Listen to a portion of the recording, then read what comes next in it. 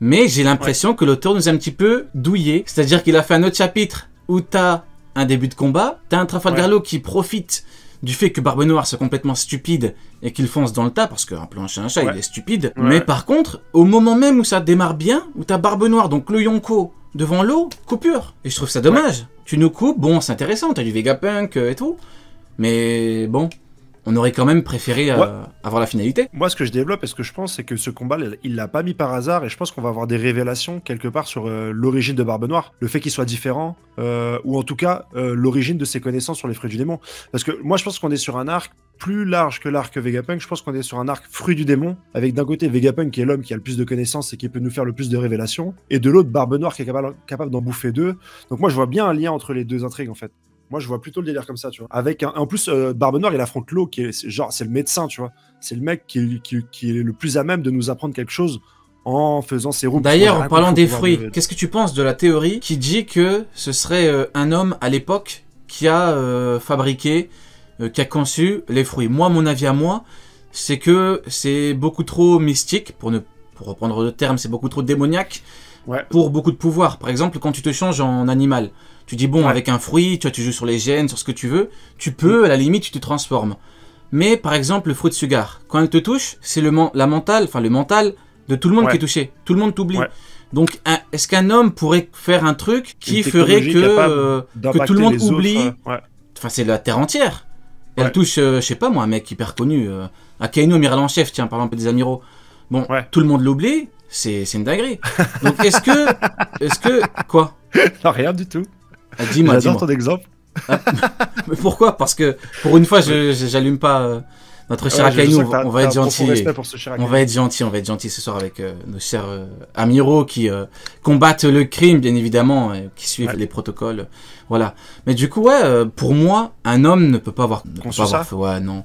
Ça m'étonnerait. Pour moi, s'il y a démon dedans, c'est justement parce que t'as un aspect mystique et démoniaque qui fait que t'as un potentiel de ouf. Comme je l'ai expliqué il y a pas longtemps, tout ce qui est démoniaque, t'as pas besoin de te justifier. Alors que ce qui est scientifique, tu dois te justifier. Zoro, quand tu fais Ashura, personne ne lui casse la tête. Hein. Donc quoi, dis-moi. À l'époque, on sait qu'ils étaient très avancés technologiquement, mais je pense que ça n'enlève pas qu'il y avait des pouvoirs ésotériques, et notamment les pouvoirs du fruit du démon. À cette époque. C'est-à-dire. Et je pense que c'était ça la guerre, à mon avis, la guerre de cette époque-là, c'était la technologie contre les pouvoirs des fruits du démon. Je pense que c'est. Et les fruits du démon, quelque part, ont réussi à battre cette. C'est pas mal ce que tu dis. Ouais. Personne ne l'a dit. Oh là, on va encore te la piquer celle-là. Tu vas retrouver ça sur tous les forums et tout. Sur tous les forums, sur tous les réseaux. Tu vas retrouver la même. Non, mais franchement, c'est une bonne idée. Hein. Peut-être qu'on a eu du coup beaucoup de fruits contre la technologie de l'ancien royaume, c'est totalement probable. Parce qu'on part du principe qu'on a les armes antiques. Mais peut-être que les fruits... Parce qu'on a l'info d'ailleurs, vu que Toki est né il y a 830 ans de mémoire, en gros les fruits existaient à l'époque du siècle oublié. Donc peut-être qu'effectivement, on avait du coup tous les utilisateurs de fruits contre la technologie. Et j'ai vu personne en parler, je crois. C'est pas mal du tout, hein.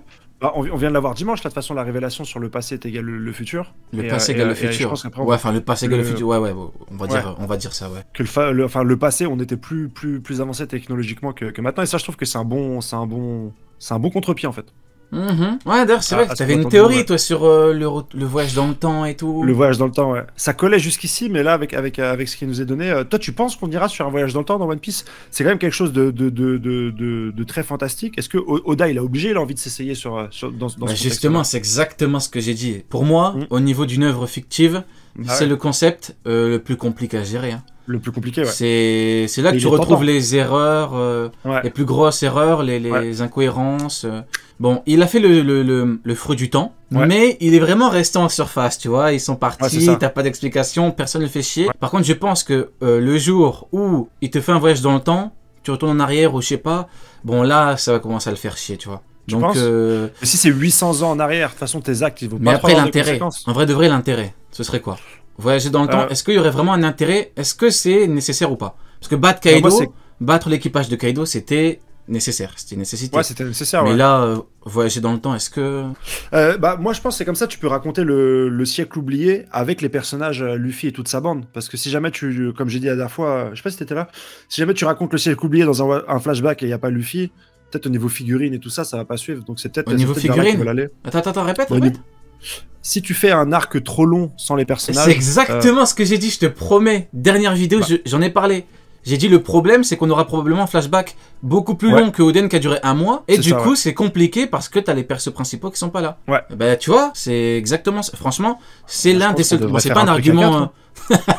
c'est pas un argument dans l'œuvre, ça on est en dehors, là on parle de... mais c'est pas un truc à négliger. C'est vraiment pas un truc à négliger parce que Luffy, tu l'enlèves pendant 6 mois, c'est compliqué. Hein.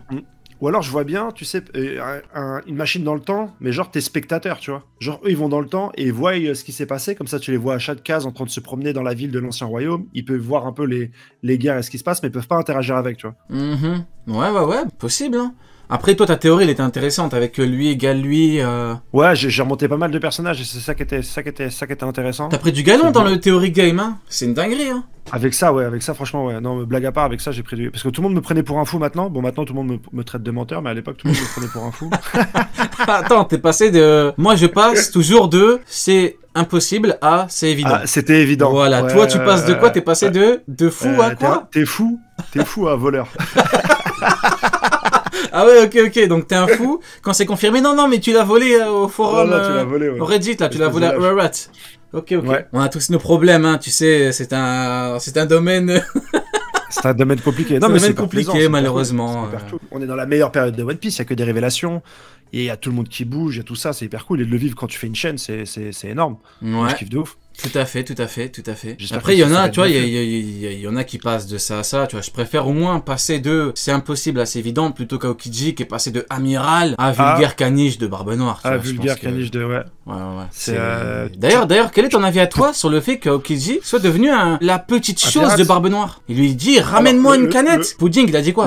Ramène Pudding, il a ramené. Hein. Moi, je pense que, au bout d'un moment, peut-être, qu'Aokiji avait des idées et qu'il s'est rendu compte que Barbe Noire avait les mêmes. Et donc, il s'est dit, bah tiens, on va, au lieu de s'embrouiller, on va supprimer la chaîne marine et on va rejoindre le Mont Corbeau, le Barbe Noire. Quoi? T'es trop loin pour nous, tu fais des... T'as des refs... Non mais tes phrases sont trop bien calculées, faut vraiment suivre pour... Ouais, je suis chaud ce soir. Non, blague à part, je pense, le truc le plus simple, ça serait un sword, mais je trouve ça quand même, enfin, je me dis, dans ce cas-là, Barbe Noire, il est vraiment con, parce que, enfin, que Aokiji ait fait semblant de se battre avec Akainu, pour que tout le monde le sache, pendant 10 jours, ils ont fait du cinéma, comme ça, Akainu, il peut rejoindre Barbe Noire en tant que sword, et qu'il espère... Attends, c'est une théorie connue? C'est une théorie connue, ça, ou... Non, mais moi, je la trouve un peu cramée. Ah, moi, je crois qu'Akainu, là, vraiment... C'est une dinguerie, t'imagines, tu combats vraiment... Enfin, pendant 10 jours, c'est du cinéma.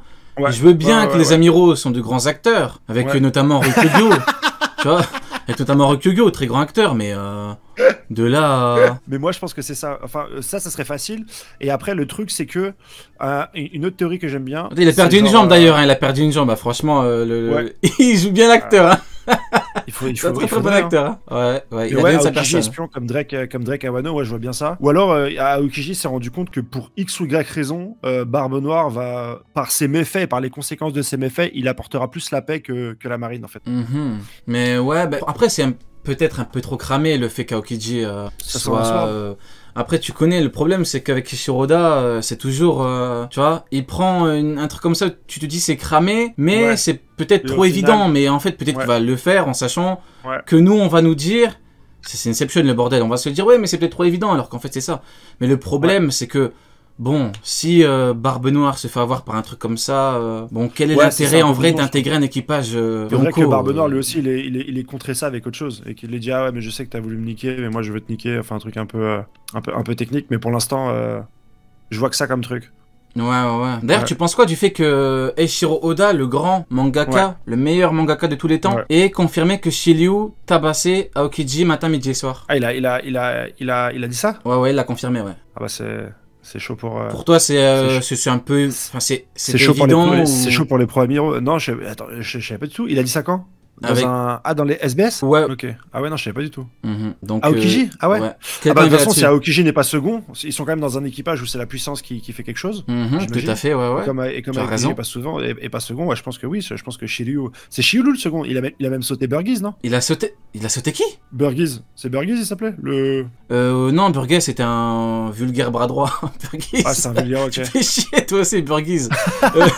Non, c'était un bras droit, Burgess. Ouais, moi, je regarde pas l'animé, donc j'ai pas trop les noms des fois de manière exacte. Non, c'était c'était le bras droit, Sabo l'a humilié. Pour toi, est-ce que c'est quelque chose de normal ou est-ce que tu es surpris de cette révélation? Non, je pense pas être surpris. De toute façon, même si aujourd'hui il prend le rôle d'espion, comment il s'appelle? Ce cher Aokiji. Ouais, il va pas avoir un rôle déterminant au niveau puissance. Je pense que il va plus être. En plus, ça a toujours été un mentor. Il a perdu, hein. Il aura un rôle de mentor ou un rôle Akainu, il a pas rigolé, hein. Akainu, il a enlevé une jambe, il lui a dit tu dégages de là. Eh ben, d'ailleurs dans le chat, pour ceux qui par rapport au Aokiji et Shiryu, est-ce que pour vous c'était une évidence ou est-ce que pour vous c'est un truc de ouf en mode on savait pas Aokiji normalement il vaut 2 Shiryu, tu sais le truc complètement aberrant. Mais est-ce que pour vous petite question. Du coup bah écoute, on a parlé de notre cher Aokiji, on va rattraper un petit peu toutes les fois où on n'a pas tous les trucs. Bohancock, fruit important, tellement important que même notre cher Barbe Noire est parti en personne. Donc on a eu un Yonko qui s'est déplacé en personne et qui est parti. On a même eu le SSG qui n'a pas été envoyé contre Mihawk a priori, mais qui est envoyé contre Bohancock. Donc déjà là, tu as une importance qui est encore plus grande. Est-ce que pour toi, Barbe Noire voulait faire un truc de ouf avec le fruit, ou est-ce que c'était simplement pour le donner à un membre de son équipage? Moi, à l'époque, ce que j'avais cru, mais ça a été démenti par Bohancock elle-même, je pensais qu'il récupérait ce fruit-là pour potentiellement peut-être libérer Xebec qui avait été arrêté avec ce fruit-là dans le passé, quoi. Mais elle a dit que de toute façon, même si je meurs et que tu récupères le fruit, tu pourras pas désenvoûter les personnes que t'as directement envoûtées, quoi. D'accord, donc pour toi, il voulait dépétrifier quelqu'un, mais du coup, il a vu que ça fonctionnait pas, il est parti. Ça sent pour moi, elle ment. Je pense que pour il y a Xebec qui va revenir. Ouais. Mais à tous les coups, il a menti, hein. À tous les coups, franchement, je la crois pas. Elle a menti, peut-être elle a menti. Mais à tous les coups, moi je sens bien que Xebec ou Barbe Noire aient des expériences ou ce genre de choses en lien avec le docteur Vegapunk, en fait. Là, à mon avis, cet arc-là, il est là pour nous présenter l'antagonisme final et notamment nous expliquer un peu le lien qu'il pourrait y avoir entre Barbe Noire et Xebec. Oui, justement, en parlant de Xebec, autre sujet, on enchaîne, mais du coup, Barbe Noire.